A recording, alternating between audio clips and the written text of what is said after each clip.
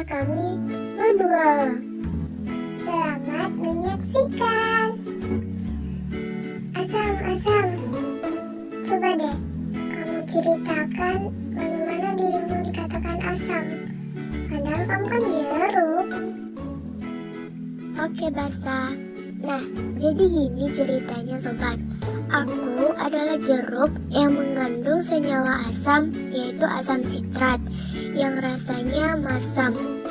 Nah, ciri-ciri lain yang mengatakan aku asam ialah jika aku dilarutkan dan diuji dengan kertas lakmus, maka kertas lakmusnya akan berubah warna menjadi merah.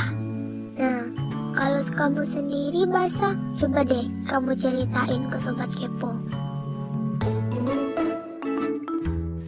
Kalau aku dikatakan basa karena aku mengandung senyawa basa yang rasanya itu pahit. Nah, ciri-ciri lain juga yang mengatakan kalau aku itu basa ialah kalau aku diuji dengan kertas lakmus, maka akan mengubah warna lakmusnya menjadi biru. Eits, tunggu dulu Sobat Kepo. Sebenarnya kita ini tidak semuanya bisa dibedakan berdasarkan rasanya, karena tidak semua asam rasanya asam dan tidak semua basa rasanya pahit. Nah, pada kesempatan kali ini kami ingin berbagi teori asam basa menurut ilmu kimia. Yang pertama yaitu teori Arrhenius, di mana menurut teori Arrhenius, asam adalah zat yang menghantarkan ion H+ dalam air. Sedangkan aku basa menurut teori Arrhenius ialah zat yang menghasilkan ion OH- dalam air. Menurut teori Arrhenius, pelarutnya hanya berupa air, dan reaksi asam basa akan menghasilkan garam dan air. Kita lihat contoh yuk. Nah, di sini HCl dikatakan asam karena ia menghasilkan ion H+ dalam air. Sedangkan KOH disebut dengan basa karena menghasilkan ion OH- dalam air. Nah, reaksi asam dan basa menghasilkan garam dan air. HCl ditambah dengan KOH akan menghasilkan KCl ditambah H2O. Teori yang kedua yaitu teori Bronsted-Lowry, di mana menurut teori Bronsted-Lowry, saya asam ialah spesies donor atau pemberi proton H+, sedangkan saya basa ialah spesies akseptor atau penerima proton. Nah, menurut teori ini, pelarut tidak hanya air, dan dalam konsep ini terdapat istilah spesies amfiprotik. Amfiprotik itu sendiri ialah spesies yang dapat bertindak sebagai asam, juga dapat bertindak sebagai basa.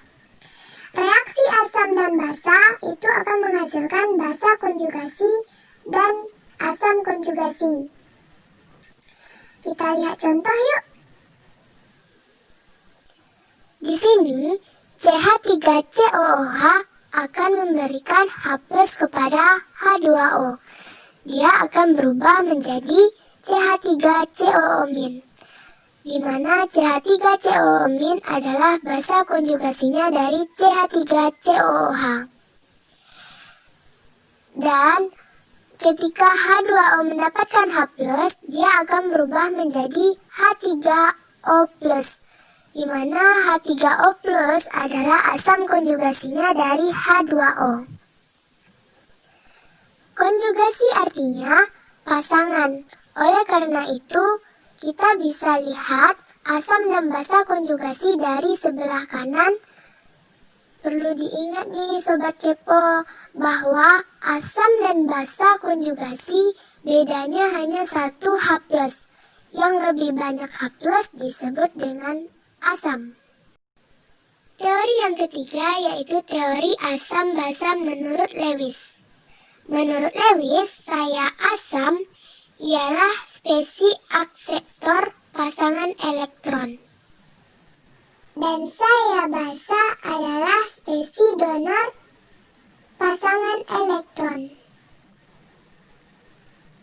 Menurut teori ini, reaksi asam basa akan menghasilkan ikatan kovalen atau ikatan kovalen koordinasi. Oleh karena itu, teori ini akan sangat cocok sekali untuk menjelaskan bagaimana terbentuknya senyawa kompleks koordinasi. Kita lihat contoh yuk.